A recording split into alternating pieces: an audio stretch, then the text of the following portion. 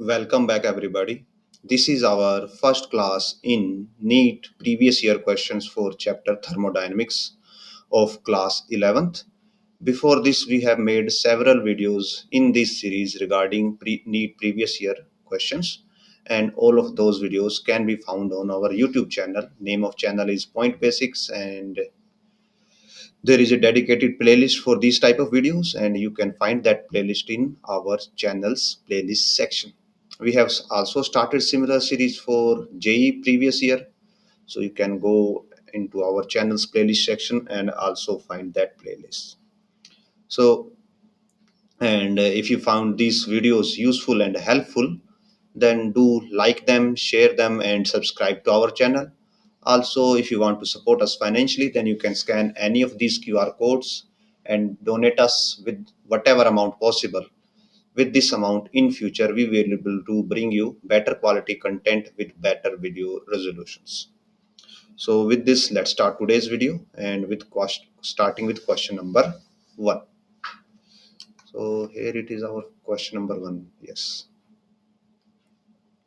Now, a sample of 0.1 gram of water at 100 degrees Celsius and normal pressure. So जो आपके पास मास है, mass is given 0.1 gram और temperature given है,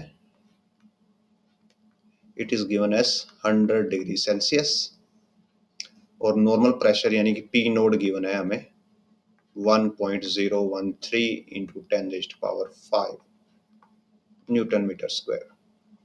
Requires 54 calorie of heat energy to convert into steam at 100 degrees Celsius if the volume of the steam produces 167.1 cc. Change in internal energy हमें बताना है. तो जब भी आपके पास इस टाइप के क्वेश्चन आते हैं जहां आपको इंटरनल एनर्जी या वर्क डन की बात हो, तो आप सबसे पहले जो बेसिक है आपका, हम उससे स्टार्ट करते हैं. हमारा बेसिक क्या है, जो थर्मोडायनेमिक्स का फर्स्ट लॉ है, that delta Q is equal to delta U plus delta W. यहाँ पे डेल्टा क्यू हमारे पास क्या है, हीट गिवन टू सिस्टम,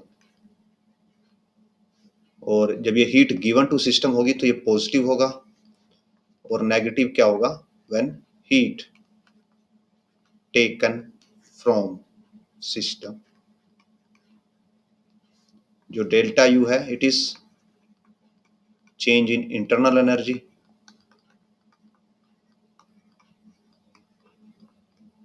और ये पॉजिटिव होता है when temperature of system increase. जब सिस्टम का टेम्परेचर इंक्रीज होगा तो ये पॉजिटिव होगा, और नेगेटिव होगा व्हेन टेम्परेचर क्या चला जाए, डाउनवर्ड चला जाए. नाउ वर्क डन, ये पॉजिटिव होगा व्हेन डन बाय सिस्टम. ये केमिस्ट्री से यहाँ पे रिवर्स होता है. केमिस्ट्री में जब आप सिस्टम वर्क डन करता है तो उसको नेगेटिव कंसीडर किया जाता है, बट फिजिक्स में इसको पॉजिटिव कंसीडर किया जाता है, और ये नेगेटिव होगा when done upon system. Basically work done calculate करने का आप ये भी यूज कर सकते हो. अगर वॉल्यूम इंक्रीज हुई, इफ डेल्टा वी, जो कि क्या होगा, V final minus V initial, अगर ये पॉजिटिव है तो वर्क डन पॉजिटिव होगा, और अगर ये नेगेटिव है तो वर्क डन नेगेटिव रहेगा. इस इक्वेशन के सिनेरियो से रिलेटेड सिनेरियो में हमारे पास. तो हमने ये बेसिक कवर कर लिया सारा यहाँ पे, सो दैट जो आगे क्वेश्चन आएंगे वहां पे भी हम इसी टर्मिनोलॉजी को यूज करेंगे. नाउ आगे बढ़ते हैं. ये बोला गया है कि फाइनल वॉल्यूम 167.1 सीसी हो जाती है. तो वी फाइनल है जो हमारे पास, इट इज 167.1 सीसी होता है सेंटीमीटर क्यूब, और जो आपके पास वॉल्यूम होती है वाटर के लिए, 1 ग्राम होता है 1 सेंटीमीटर क्यूब के इक्वल. ओके. और जो इनिशियल वॉल्यूम है आपके पास, बिकॉज इनिशियली आपके पास जो वाटर है वो लिक्विड में है, और लिक्विड फॉर्म में ये रिलेशन होल्ड करता है, गैस फॉर्म में ये रिलेशन होल्ड नहीं करता, लिक्विड फॉर्म में होल्ड करता है. तो इनिशियली आपके पास 0.1 ग्राम है, तो 0.1 ग्राम है मीन्स आपके पास 0.1 सेंटीमीटर क्यूब ऑफ वाटर है। तो आपके पास फाइनल वॉल्यूम है, आपके पास इनिशियल वॉल्यूम है, तो आप क्या निकाल सकते हो, वर्क डन निकाल सकते हो। वर्क डन का फॉर्मूला होता है P into delta we. Pressure है यहाँ पे 1.013 इंटू 10⁻⁵, और डेल्टा वी हो जाएगा इन दोनों वॉल्यूम्स का डिफरेंस, जो कि हो जाएगा 167 सेंटीमीटर क्यूब है, तो 10⁻⁻⁶। अब ये देखिए ये ऑलमोस्ट 1 है और ये 167 है, तो मल्टीप्लाई करके 167 ही आएगा इंटू 10⁻⁻1, तो ये हो जाएगा 16.7, और ये वर्क डन है और हमने SI कैलकुलेशन की है, तो ये आएगा जूल्स में। तो अब इस इक्वेशन पे वापस जाते हैं हम।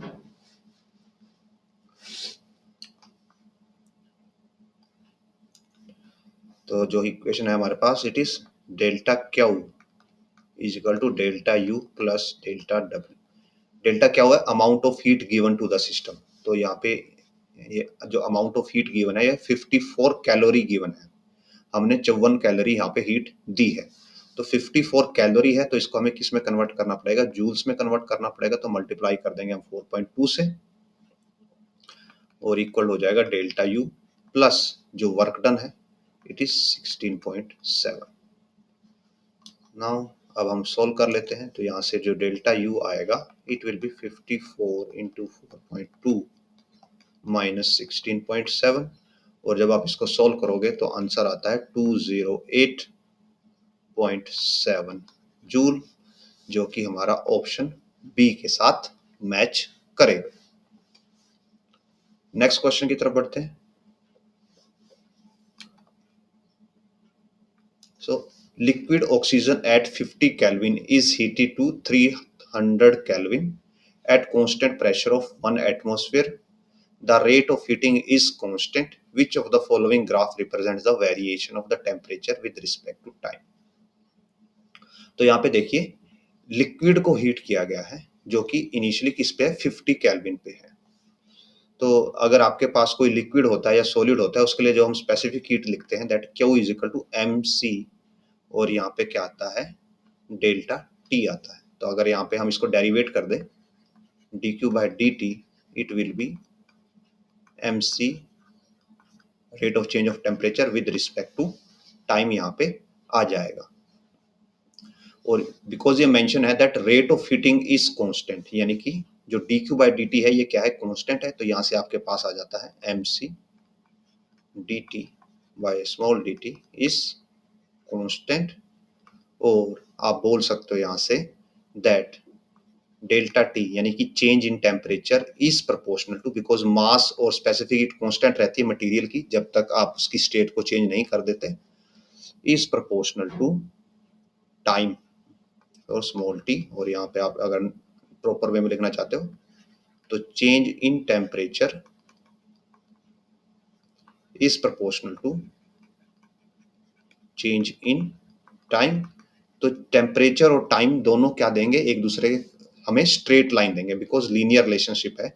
और ये स्ट्रेट लाइन कब तक मिलेगी आपको, जब तक फेज चेंज नहीं हो जाता, मीन स्टेट चेंज नहीं हो जाती। तो जब आपका, बिकॉज स्टार्टिंग लिक्विड से हो रही है हमारी, तो हम लिक्विड टू किस में जाएंगे, हम लिक्विड टू गैस फेज में जाएंगे। तो आपको ये स्ट्रेट लाइन, जब आप लिक्विड फेज में होंगे तब आपको स्ट्रेट लाइन मिलेगी, और जब आप गैस फेज में होंगे तब आपको स्ट्रेट लाइन मिलेगी। और जब आप लिक्विड से गैस में जाते हो, जब भी फेज चेंज होता है, तो टेम्परेचर हमेशा कांस्टेंट हो जाता है कुछ टाइम के लिए, बिकॉज जो पूरी एनर्जी आपने प्रोवाइड की है वो कहाँ पे चली जाती है, स्टेट को चेंज करने में चली जाती है। तो बीच में आपका ऐसे क्या आएगी, स्ट्रेट लाइन आएगी। तो अगर हम देखते हैं तो हमारा एक ही ऑप्शन है जो ऑप्शन ए इसको सेटिस्फाई करता है। ये आपका पहला वाला फेज है जहाँ पे लिक्विड है, यहाँ पे फिर लिक्विड टू जो आपकी गैस में चेंज हो रहा है, और उसके बाद ये गैस वाला पार्ट है जहाँ पे टेम्परेचर लीनियरली चेंज कर रहा है with respect to time. So this is the answer, option A. आगे बढ़ते हैं नेक्स्ट क्वेश्चन की तरफ। Internal energy change in a system that has absorbed 2 kilo calories of heat and done 500 joule of work, it is. तो हमें यहाँ पे internal energy का चेंज बताना है। तो हमारा जो फर्स्ट फॉर्मूला है थर्मोडायनामिक्स का, फर्स्ट लॉ है that delta Q is equal to delta U plus delta W. तो यहाँ पे सिस्टम ने एनर्जी को ऑब्जॉर्व किया, यानी कि डेल्टा क्यू क्या है, पॉजिटिव है। वर्क डन बाय सिस्टम है तो वर्क भी हमारे पास पॉजिटिव ही रहेगा। सो डेल्टा क्यू की वैल्यू पुट कर देते हैं, 2000 कैलोरी है, सो 2000, और आंसर जूल में है तो जूल में कन्वर्ट कर देते हैं 4.2 से मल्टीप्लाई करके, equal to delta U plus work done 500 है। सो ये दोनों आप इसको कैलकुलेट करोगे तो ये यहाँ पे 10 और ये 0 से 0, 8400 is equal to delta U plus 500, और यहाँ से डेल्टा यू की वैल्यू आ जाती है 8400 minus 500 is equal to 7900 joules, जो कि हमारा ऑप्शन डी के साथ मैच करता है। आगे बढ़ते हैं नेक्स्ट क्वेश्चन की तरफ। So 110 joule of heat added to gaseous system, तो हीट ऐड की गई है, whose internal energy is 40 joule, amount of external work done is, so again first law है delta Q is equal to delta U plus delta W. Now system में इतनी energy add की गई है तो ये पॉजिटिव है, u की वैल्यू आपको ऑलरेडी पॉजिटिव गिवन है तो हमें वर्क डन फाइंड आउट करना है। So it is 110 is equal to 40 plus delta W, ये यहाँ से सब्ट्रैक्ट हो जाएगा तो डेल्टा डब्ल्यू की वैल्यू आ जाती है 17 जूल। सो एंड ये क्या है, work done by system, system ने इतना वर्क किया है externally. So next question, first law of thermodynamics is the consequence of conservation of, तो जो आपका फर्स्ट लॉ है that is delta Q is equal to delta U plus delta W. तो यहाँ पे जो आपका क्यू है ये भी एनर्जी है, यू है एनर्जी है, और वर्क भी एनर्जी ही होता है, एनर्जी की फॉर्म में ही मेजर किया जाता है, तो it's just sum of energies, और आप इसको बोल सकते हो एक टाइप से कंजर्वेशन ऑफ एनर्जी। सो जो आपका ऑप्शन बी है consequence of conservation of energy is the right answer. Next question, 1 mole of an ideal diatomic gas undergoes a transition from A to B along the path AB, A से B तक जाती है gas, shown in the figure the change in internal energy of a gas during the transition। तो हमें internal energy में transition के बारे में बताना है कि इंटरनल एनर्जी में कितना चेंज यहाँ पे होगा। तो फर्स्ट ऑफ ऑल अगर हम ग्राफ को एनालाइज करें तो हम क्या देख पा रहे हैं, यहाँ पे जो आपकी वॉल्यूम है, वॉल्यूम इंक्रीज हो रही है from A to B, volume increase होती है, और जो प्रेशर है, pressure is decreasing, pressure decrease हो रहा है, means volume and pressure both are variable. एक तो आप ग्राफ से ये आइडिया लगा सकते हो, तो सपोज कीजिए अगर आप इसको फर्स्ट लॉ से सॉल्व करने जाते, बिकॉज फर्स्ट लॉ आपके पास क्या होता है, delta Q is equal to delta U plus delta W, और आपको इंटरनल एनर्जी में चेंज निकालना है, तो अगर आपको डेल्टा यू कैलकुलेट करना है तो आपको क्या कैलकुलेट करना होता, आपको डेल्टा क्यू की वैल्यू फाइंड आउट करनी होती है और डेल्टा डब्ल्यू की वैल्यू फाइंड आउट करनी होती है।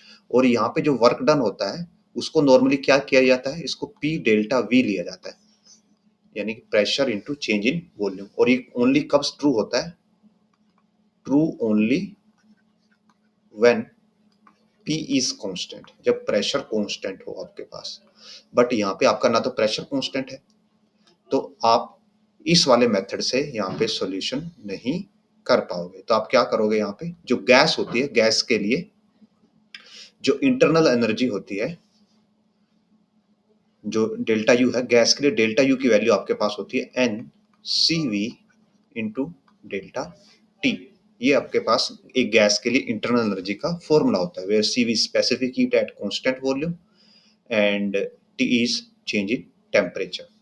और बिकॉज ऑलरेडी मेंशन है, ये क्या है, आइडियल डाई एटॉमिक गैस है, तो अगर ये डाई एटॉमिक गैस है तो इसके लिए जो डिग्री ऑफ फ्रीडम होता है वो हमारे पास 5 होंगी, और जो CV की वैल्यू होगी, CV की वैल्यू हो जाएगी degree of freedom into RT। तो अब ये वैल्यू हम इधर पुट करते हैं।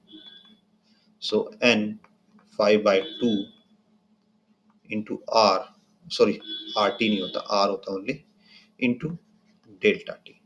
इसको आप ऐसे लिख सकते हो 5/2 NR डेल्टा टी। अब बिकॉज आइडियल गैस है तो आइडियल गैस इक्वेशन भी फॉलो होगी, और यहाँ पे हमारे पास आइडियल गैस इक्वेशन होती है that PV is equal to NRT। Now अब आपको ये पता है कि यहाँ पे आपके पास 2 पॉइंट्स हैं, जहाँ पे A पॉइंट पे अलग प्रेशर वॉल्यूम है, B पॉइंट पे अलग प्रेशर वॉल्यूम है। तो इसको हम लिख सकते हैं ऐसे दोनों पॉइंट्स के लिए that PAVA is equal to NRTA and PBVB is equal to NRTB। अब अगर हम दोनों को डिवाइड कर सब्ट्रैक्ट कर दें एक दूसरे से, और अज्यूमिंग कि जो B पॉइंट है हमारा फाइनल पॉइंट है, so PBVB minus PAVA is equal to हो जाएगा NR, दोनों में से कॉमन ले लेंगे और ये आ जाएगा हमारे पास TB माइनस T, और ये क्या हो जाता है change in temperature. So PBVB minus PAVA equal to हो जाता है NR इंटू डेल्टा टी, और यही वैल्यू हम सब्स्टिट्यूट करेंगे कहाँ पे, यहाँ पे। NR डेल्टा टी की वैल्यू हम क्या पुट करने वाले हैं, PBVB minus PAVA। So this will be 5/2 PBVB minus PAVA, values put करते हैं। प्रेशर एट पॉइंट बी हमारे पास है 2 इंटू, ये किलो पास्कल में है तो 2 इंटू 10⁻³ और वॉल्यूम है 6 मीटर क्यूब। सो 2 इंटू 10⁻³ इंटू वॉल्यूम है 6 मीटर क्यूब है, माइनस PAVA, तो प्रेशर है 5 इंटू 10⁻³ और वॉल्यूम है 4। प्रेशर है 5 इंटू 10⁻³ और वॉल्यूम है हमारे पास 4। अभी आपको ये डाउट आ सकता है कि सर हमने ये कैसे डिसाइड किया कि हमें TB ही लेना है पहले और TA को बाद में लेना है। तो इसको नॉर्मली आप मोशन से देखते हो, मींस गैस का पाथ क्या है। ये A से स्टार्ट होके B पे गई है तो A को आप फाइनल इनिशियल पॉइंट मानोगे और B को फाइनल पॉइंट मानोगे, और हमेशा फाइनल माइनस इनिशियल लिया जाता है। दैट्स वाई हमने B माइनस A किया, ना कि A minus B।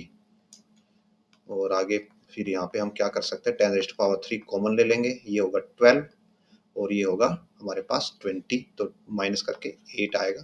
12 minus 20 minus 8, ये हो जाएगा 4, और ये हो जाता है माइनस 20 इंटू 10⁻³ जूल और माइनस 20 किलो जूल। ऊपर जाते हैं वापस, here it is, जो ऑप्शन डी है हमारा, it will be the right answer. Next question. So if Cp and Cv denote specific heat per unit mass of ideal gas of molecular weight m, then हमें ये बताना है कि फिर कौन सा रिलेशन यहाँ पे होल्ड करेगा। तो नॉर्मली अगर हम अभी इस क्वेश्चन को अगर हम साइड में रखें तो नॉर्मली हम Cp को क्या मानते हैं, मोलर स्पेसिफिक हीट, और ऐसे Cv भी हमारे पास क्या होता है, ये है एट कांस्टेंट प्रेशर। और जो Cv होता है it is molar specific heat at constant volume.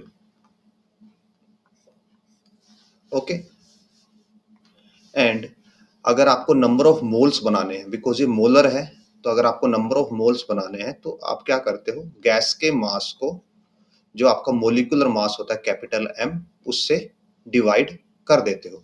Because जो यहाँ पे आपकी जो ये वाली जो हीट्स हैं, ये वाली Cp और Cv, ये क्या है, पर यूनिट मास है ऑफ आइडियल गैस। तो मींस अगर आप इनको नॉर्मल फॉर्म में लेके आना चाहते हो तो ये ऑलरेडी मास से डिवाइडेड है, तो आपको इनको मास से मल्टीप्लाई करना पड़ेगा। तो यहाँ पे रिलेशन बन जाएगा mCp minus mCv is equal to R, और यहाँ से आप m को कॉमन लेके यहाँ पे डिवाइड में ले जाओगे, तो ये होगा आपका क्वेश्चन, जो ऑप्शन नंबर सी यहाँ पे होल्ड करेगा। आगे बढ़ते हैं नेक्स्ट क्वेश्चन की तरफ। So if the ratio of specific heat of a gas at constant pressure to the ratio of to the constant volume is gamma. So gamma is given specific heat at constant pressure to specific heat at constant volume. Change in internal energy of a gas whose volume changes from V to 2V. तो एक gas है आपके पास जिसकी volume V to 2V हो जाती है, और हमें उसकी इंटरनल एनर्जी में चेंज यहाँ पे हमें बताना है ना। अगर आप इस क्वेश्चन को ध्यान से देखें तो यहाँ पे हमें एक तो गामा का मेंशन किया गया है और उसके अलावा और कुछ मेंशन नहीं किया गया।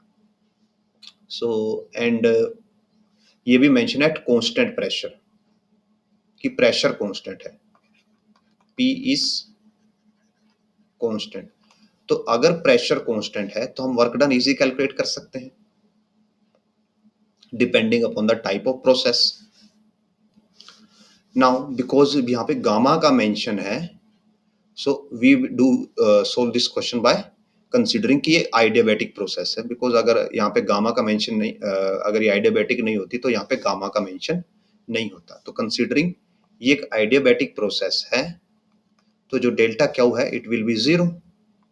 और व्हाट वी डू, हम यहाँ पे ये वाले प्रोसेस ना लेके हम नॉर्मल, बिकॉज प्रेशर कांस्टेंट है तो हम नॉर्मल गैस के लिए इंटरनल एनर्जी का फॉर्मूला ले लेते हैं। गैस के लिए इंटरनल एनर्जी का फॉर्मूला होता है that delta U is equal to NCV delta T.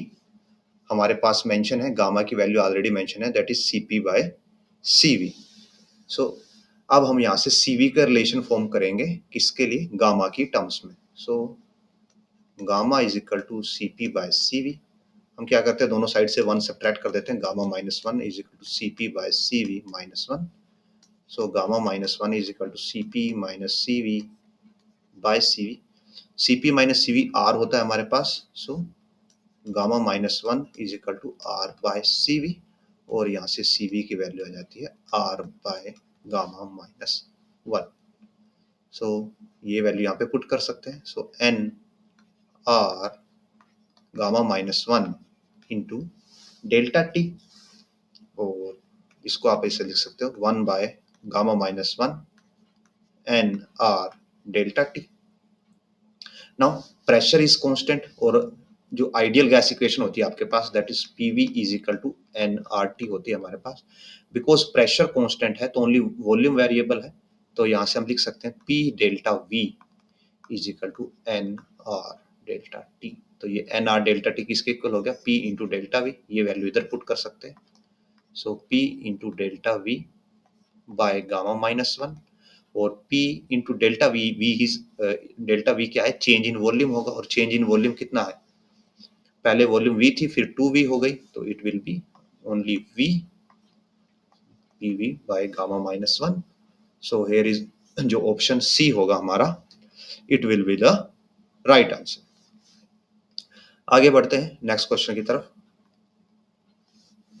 1 mole of an ideal gas requires 207 joule heat to rise the temperature by 10 Kelvin when heated at constant pressure। तो जब constant pressure पे बात हो रही है 10 kelvin बढ़ाने के लिए 207 जूल लगता है। तो गैस के लिए जब कांस्टेंट प्रेशर हो तो डेल्टा क्यू की वैल्यू आपको गिवन होती है NCP डेल्टा टी। यहाँ पे हीट की वैल्यू है 207 और 1 मोल है, सो 1 CP एज इट इज, और डेल्टा टी है यहाँ पे 10। सो CP की वैल्यू आ जाती है 20.7 और ये आ जाती है जूल पर kelvin. Now if the same gas is heated at constant volume to raise the temperature by same 10 Kelvin, तो heat required। अब क्या करना है, गैस के लिए कांस्टेंट वॉल्यूम पे गैस को हीट करना है, और अगर गैस को कांस्टेंट वॉल्यूम पे हीट किया जाता है तो उसके जो चेंज होता है वो इंटरनल एनर्जी की फॉर्म में रिफ्लेक्ट होता है। तो यहाँ पे हो जाएगा जो हीट रिक्वायर्ड है वो डेल्टा यू के इक्वल होगी, it will be n C V delta T. N is 1, C V क्या होता है, हमारे पास रिलेशन होता है that C P minus C V is equal to R, तो सी वी हो जाएगा C P minus R. C P की वैल्यू है 20.7 और आर होता है 8.31 into delta T, same temperature का राइज है 10 केल्विन का, सो 1 इंटू ये हो जाएगा 12.4 इंटू 10, तो ये हमारे पास आंसर आ जाता है अप्रोक्सीमेटली 124 जूल, जो कि हमारे ऑप्शन नंबर डी के साथ मैच करता है। आगे बढ़ते हैं नेक्स्ट क्वेश्चन की तरफ। The equilibrium state of thermodynamic system is described bye, तो हमें ये बताना है कि इक्विलिब्रियम स्टेट थर्मोडायनेमिक सिस्टम की किससे डिस्क्राइब की जाती है। Pressure, temperature, work done, total heat and volume. तो अगर आप बेसिक गैस इक्वेशंस देखते हैं तो वहां पे हमारे पास ओनली 3 होता है, that P V is equal to n R T.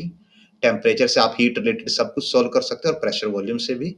तो यहाँ पे जो 1 है प्रेशर है, टेम्परेचर होगा और वॉल्यूम होगा, तो 1, 3 एंड 4 होगा ओनली, जो कि हमारा ऑप्शन नंबर डी है। आगे बढ़ते हैं नेक्स्ट क्वेश्चन की तरफ। A cylinder contains hydrogen gas at pressure, pressure given है, टेम्परेचर गिवन है, तो हमें उसकी डेंसिटी को कैलकुलेट करना है। सो हम यहाँ पे जो भी कैलकुलेशन करेंगे वो आइडियल गैस के इक्वेशन के हिसाब से करेंगे, आइडियल गैस मान के। तो हमारे पास बेसिक फॉर्मूला होता है that P V is equal to n R T, ये हमारे पास आइडियल गैस इक्वेशन का फॉर्मूला होता है। यहाँ पे इसको फर्दर मॉडिफाई करते हैं, P V is equal to n is number of mole, number of mole क्या होता है, mass of gas by molecular mass into R into T. और सिमिलरली जो वॉल्यूम है, वॉल्यूम को लिख सकते हैं mass of gas by density of the gas, because जो डेंसिटी होती है वो होती है mass by volume, equals to आ जाता है M I capital M R T, और ये दोनों एक दूसरे के साथ कैंसिल हो जाएंगे और हमें डेंसिटी बतानी है ओनली। सो यहाँ से डेंसिटी के लिए फॉर्मूला बन जाता है, it will be P M by R T, where P is the pressure, M is the molar mass, R is constant जो कि 8.31 है और T is temperature in Kelvin होगा। सो प्रेशर की वैल्यू है 249 into 10⁻3, M is molar mass, तो hydrogen gas है तो हमारे पास H2 होगा और इसका मोलर मास होता है 2 इंटू 10⁻³ kg और 2 ग्राम। सो 2 इंटू 10⁻³ गैस कांस्टेंट है 8.31 और टेम्परेचर हमारे पास होगा 300 केल्विन, बिकॉज 27 डिग्री सेल्सियस है। और जब इन सबको हम कैलकुलेट करेंगे तो कैलकुलेट करने के बाद हमारे पास आंसर आएगा 0.2 kg पर मीटर क्यूब। आगे बढ़ते हैं नेक्स्ट क्वेश्चन की तरफ। Which of the following is not a thermodynamic function, तो हमें ये बताना है कि कौन सा थर्मोडायनेमिक फंक्शन नहीं है, and it is easy. Work done हमारा एक थर्मोडायनेमिक फंक्शन नहीं है, बिकॉज इसको हम अदर फॉर्म्स में यूज करते हैं। ये एक स्टेट फंक्शन है, नॉट ए थर्मोडायनेमिक फंक्शन। आगे बढ़ते हैं नेक्स्ट क्वेश्चन की तरफ। So a thermodynamic system is taken through a cycle, the work done of the gas along the path BC, तो जो BC पाथ है इस पाथ के अलोंग हमें यहाँ पे वर्क डन बताना है। सो यहाँ पे जो पाथ BC के अलोंग पूछा गया है कि हमें पाथ BC के अलोंग वर्क डन बताना है, तो अगर आप पाथ BC को ध्यान से देखते हैं तो आप ये पाएंगे दैट जो BC वाला पाथ है इट इज एन क्या है, यहाँ आइसोकोरिक पाथ है। आइसोकोरिक का मीन्स इस पाथ पे जो वॉल्यूम है वो हमारी कांस्टेंट है, और जो वर्क डन डिफाइन किया जाता है that DW is integral of P dV V initial to V final.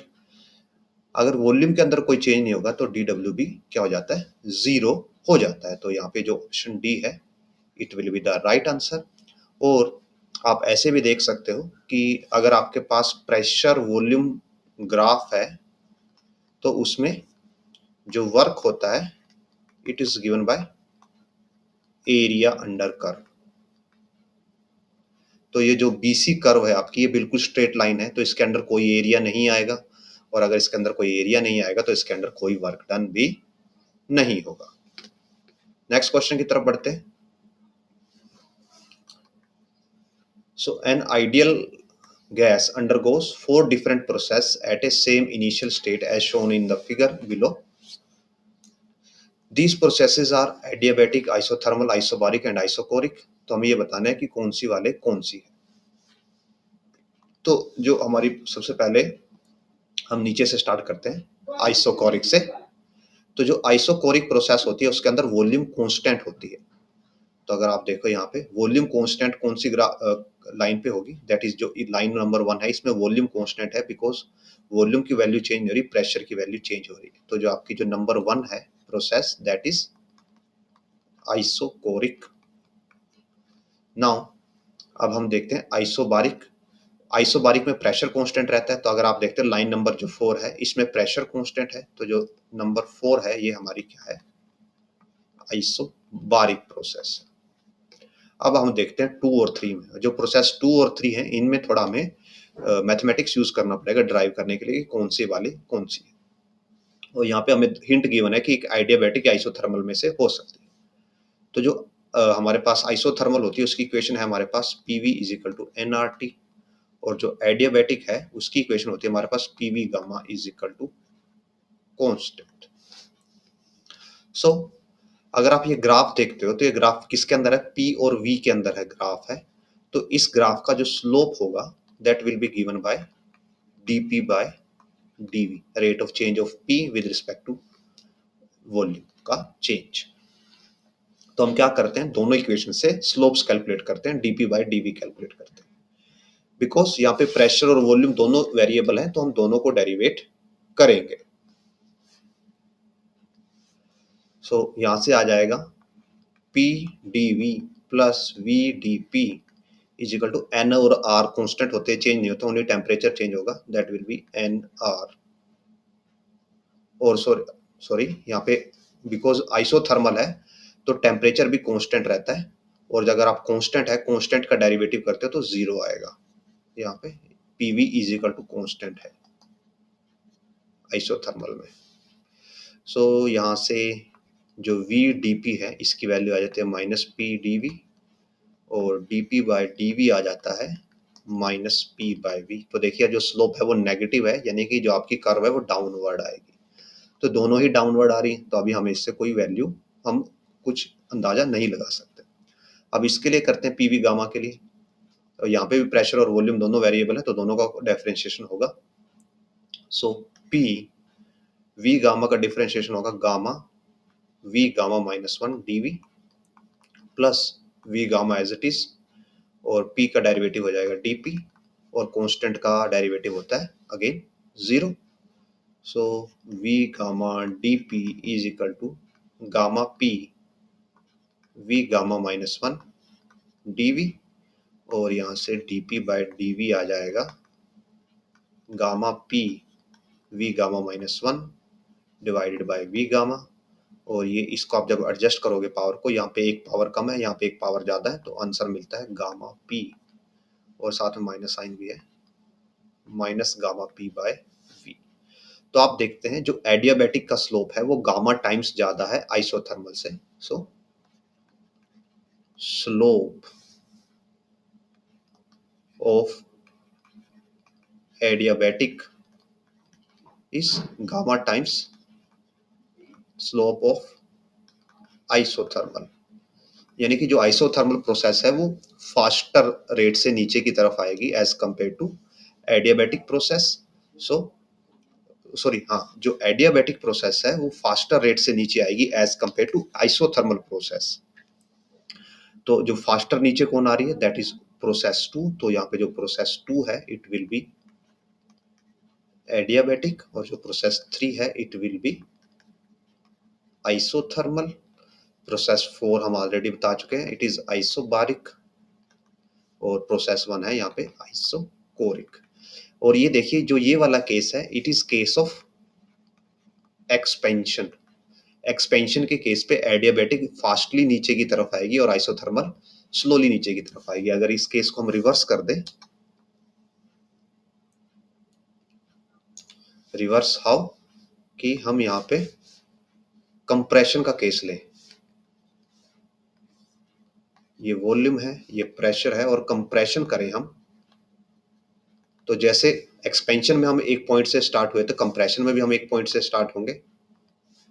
तो सपोज कर लीजिए हम यहां से स्टार्ट होते हैं, तो इस सिनेरियो में ये हमारा है स्टार्टिंग पॉइंट, और सपोज कीजिए यहाँ पे हमारा फाइनल पॉइंट है।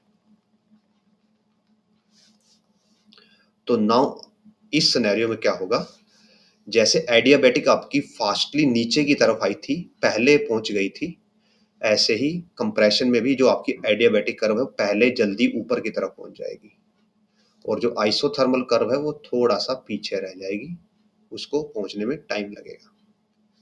सो इस केस में जो एडियाबेटिक है वो आपको ऊपर मिलेगी, कंप्रेशन आप करेंगे तो एडियाबेटिक ऊपर मिलेगी, और अगर आप एक्सपेंशन करेंगे तो एडियाबेटिक आपको नीचे की तरफ मिलेगी। सो अब नेक्स्ट क्वेश्चन की तरफ बढ़ते हैं।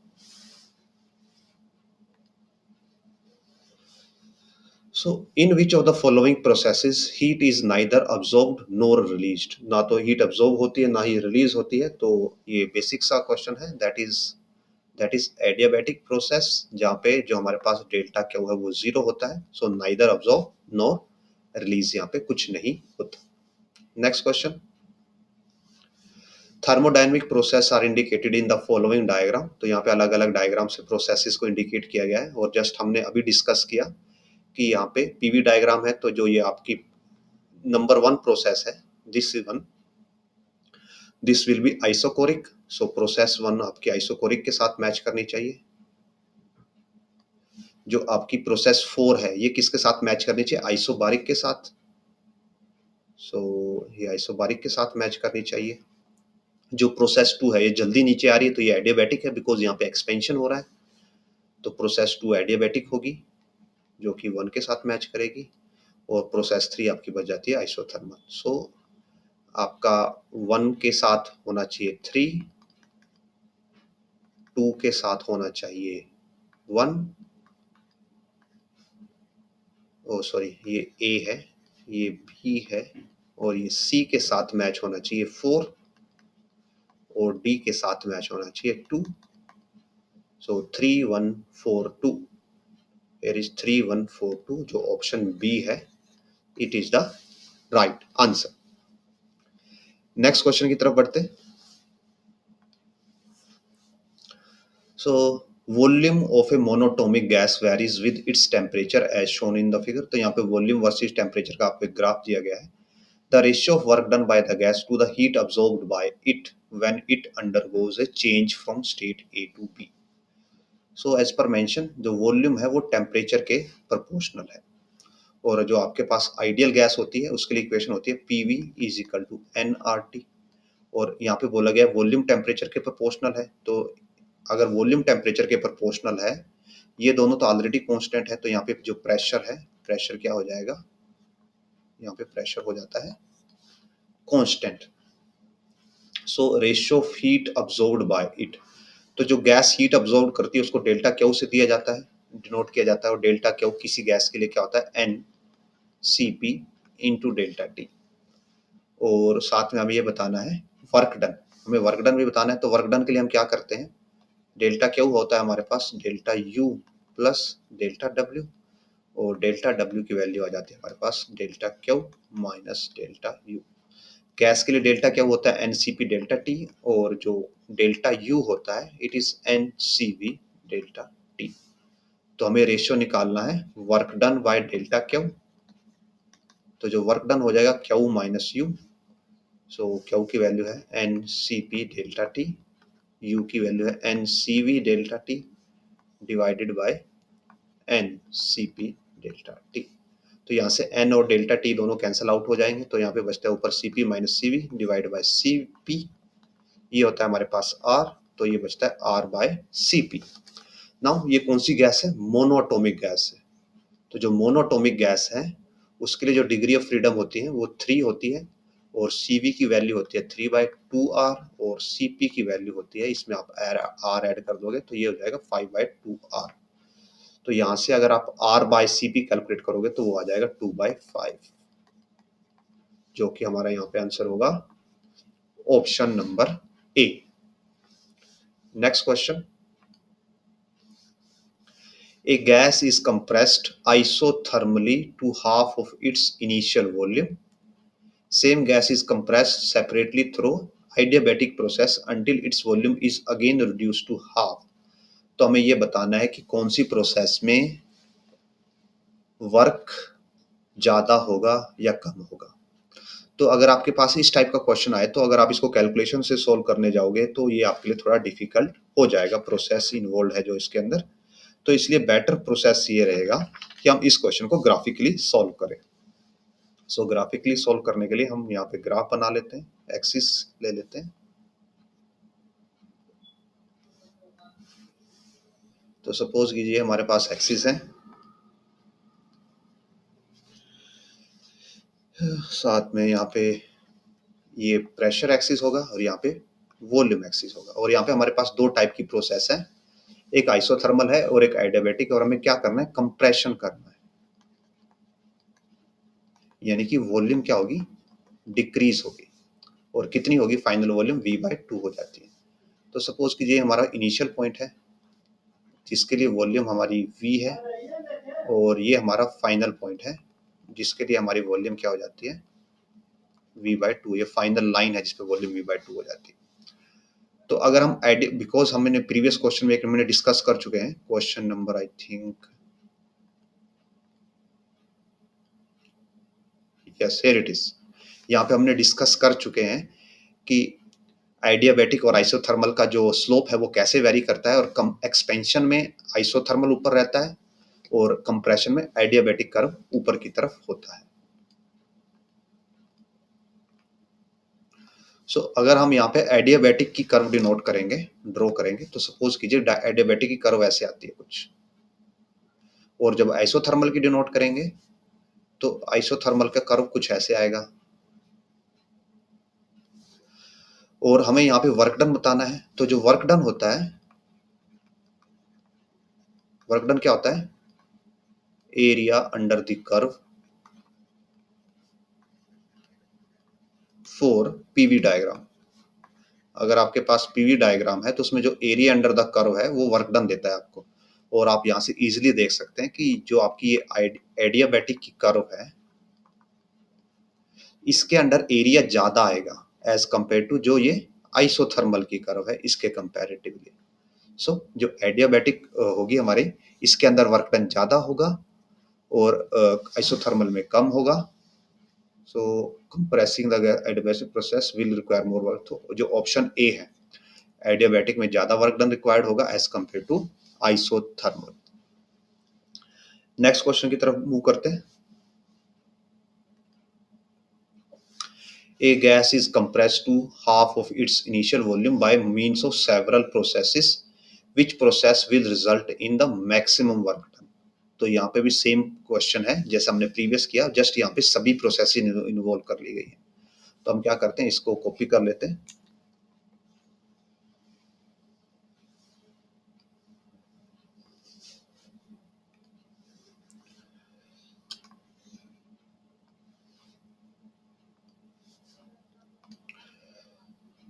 ये हमारी एडियाबैटिक की थी और ये है आइसोथर्मल के लिए। नाउ एक आइसोकोरिक के लिए है, आइसोकोरिक में तो वॉल्यूम कांस्टेंट रहती है, तो अगर उसके लिए आप डायग्राम बनाओगे तो आपको ऐसे स्ट्रेट लाइन मिलेगी, तो उसमें तो कोई वर्क डन होगा ही नहीं। और थर्ड आ जाता है हमारा आइसोबारिक। आइसोबारिक में प्रेशर कांस्टेंट रहता है। इनिशियली हमने यहाँ से स्टार्ट किया है, तो आइसोबारिक की हमारी जो लाइन है वो ऐसे आएगी, जो हमारी ब्लू लाइन है। तो आप देख सकते हो इस सिनेरियो में ब्लू लाइन का एरिया सबसे कम होगा, तो यानी कि आइसोबारिक में वर्क डन भी सबसे कम होगा, उसके बाद आइसोथर्मल आएगा और उसके बाद एडियाबैटिक आएगा। और यहाँ पे पूछा गया है मैक्सिमम वर्क किसमें है, तो मैक्सिमम वर्क यहाँ पे हो जाएगा एडियाबैटिक के लिए। अगर मिनिमम पूछा जाता तो हो जाता, अगर आप इसको आइसोकोरिक को कंसीडर करेंगे, वैसे आइसोकोरिक में वर्क होता ही नहीं, अगर जीरो वर्क डन को ना कंसीडर किया जाए तो ये आंसर होगा मिनिमम इसमें आइसोबारिक में। बट अगर आप इसमें एक्सपेंशन कर रहे होते तो जो प्रोसेस है वो बिल्कुल रिवर्स हो जाता। ये किसके लिए है, ये कंप्रेशन के लिए है। अगर हम एक्सपेंशन कर रहे होते, ये सपोज हमारा स्टार्टिंग पॉइंट था और ये हमारा फाइनल पॉइंट है, तो जो आइसोबारिक की लाइन है वो ऐसे आती, उसके बाद हमारे पास ऐसे आती, ये आता है हमारे पास आइसोथर्मल का लाइन, और ये आता एडियाबैटिक का लाइन, ओ ए बी सी। तो ओ सी है एडियाबैटिक, ओ बी है आइसोथर्मल और ओ ए है आइसोबारिक। तो इस सिनेरियो में सबसे ज्यादा वर्क डन आइसोबारिक में करना पड़ता और सबसे कम वर्क डन एडियाबैटिक में करना पड़ता। आगे मूव करते हैं नेक्स्ट क्वेश्चन की तरफ। So figure shows two paths that may be taken by a gas from state A to B. In process AB, 400 joule of heat is added to the system and process BC 100 joule is added. AB में हमने कितना add किया है 400 और BC में हमने 100 add किया है। The heat absorbed by the system in the process AC, तो AC के अंदर जो हमने हीट अब्जॉर्ब किया उसकी वैल्यू हमें यहाँ पे बतानी है। So let's do this. Now अगर आप ध्यान देंगे यहाँ पे एरो की तरफ, तो एरो ए से बी की तरफ जाता है, फिर बी से सी की तरफ जाता है, और सिमिलरली एरो ए से सी की तरफ जाता है। यानी कि हमारे पास दो पाथ्स हैं, एक पाथ है ए बी सी और दूसरा पाथ है हमारे पास पाथ ए सी। और बिकॉज दोनों पाथ के लिए इनिशियल और फाइनल पॉइंट सेम है, अगर किसी गैस के लिए इनिशियल और फाइनल पॉइंट सेम होते हैं तो इस सिनेरियो में क्या हो जाता है, change in internal energy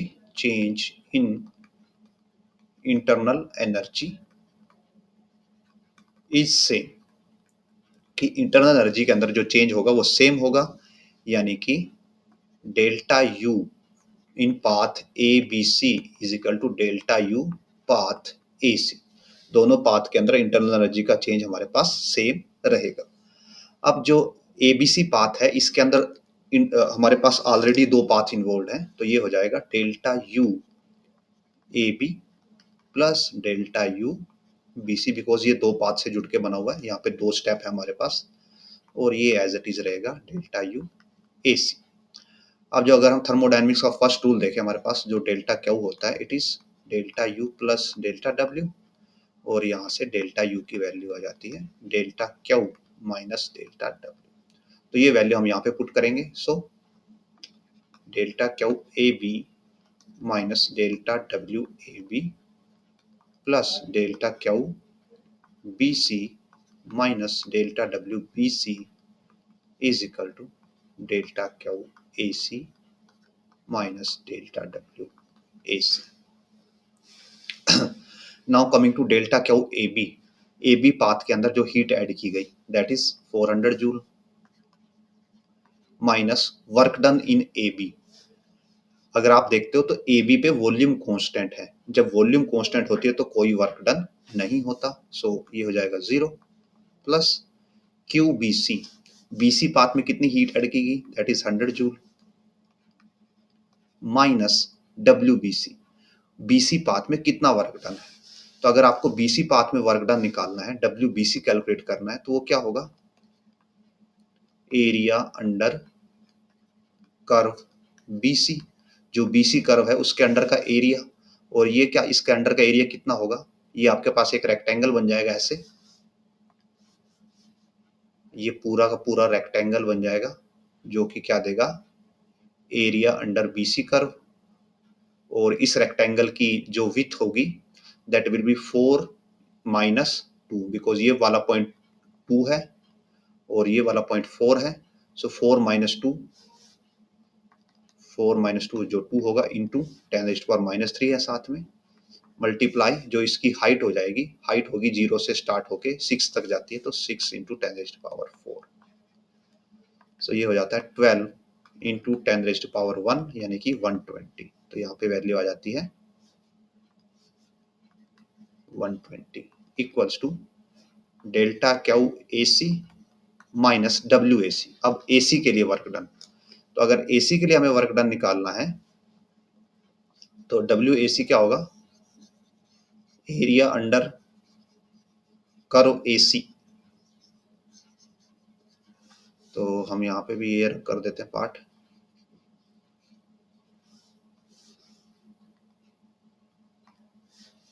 so W A सी हो जाएगा एरिया अंडर कर्व ए सी। और अगर आप एसी कर्व देखते हो तो एसी कर्व आपकी ऐसे है, तो इसके अंडर का एरिया आएगा ये वाला पार्ट। तो इसको आप क्या मान सकते हो कि ये दो हिस्सों में जुड़ के बना है। एक आपके पास ये रेक्टेंगल है और एक इसके ऊपर यहाँ पे ये राइट एंगल ट्रायंगल है। जो रेक्टेंगल है इसका बेस पॉइंट ये 2 है और ये 4 है, और इसकी हाइट कितनी हो जाएगी, ये हाइट यहाँ पे 2 है। सो रेक्टेंगल का एरिया आ जाएगा 4 माइनस 2 इंटू 10⁻³ है साथ में। सो 2 इंटू 10⁻³ इंटू इसकी हाइट है 0 से स्टार्ट होकर रेक्टेंगल 2 तक जाता है, तो 2 इंटू 10⁻⁴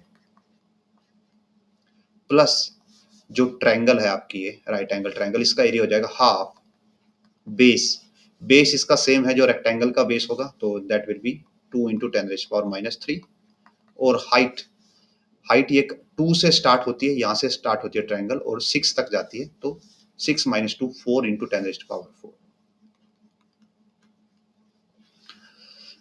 तो इनको जब हम कैलकुलेट करेंगे तो यहाँ से आएगा 4 इंटू 10 40 प्लस ये 2 से 2 कैंसिल हो जाएगा और यहाँ से भी 40 ही आएगा। 4 इंटू 10⁻⁴ है, ये -3 है तो 40, तो ये बचता है टोटल 80।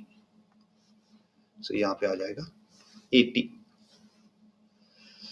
सो ये देगा आपको 500 minus 120 380 is equal to delta Q A C minus 80। 80 इधर आके ऐड हो जाएगा, तो डेल्टा क्यू ए सी देता है टोटल में 460 जूल, जो कि ऑप्शन नंबर सी है। So option C will be the right answer. So with this इस वीडियो को हम यहीं पे फिनिश करते हैं। होपफुली जो हमने यहाँ पे कवर किया वो आपके लिए अंडरस्टैंडेबल रहा होगा, आपकी नॉलेज को इम्प्रूव करने वाला रहा होगा। अगेन आपके कोई सजेशंस हैं या आपके कोई डाउट्स हैं तो आप कमेंट सेक्शन में छोड़ सकते हैं। I will try to answer them all. And अगर आपको वीडियो पसंद आए तो लाइक कीजिए, वीडियो को जितना हो सके उतना शेयर कीजिए, चैनल को सब्सक्राइब कीजिए। It helps a lot when you share and subscribe, and also if possible do make some donations, it helps also a lot. इससे हमें new books, better computer hardware लेने में मदद मिलती है, जिससे हम आपके लिए in future better videos, better content लेके आ सकते हैं। सो keep on sharing, keep on liking, keep on subscribing, and keep on donating, and we will meet in next video.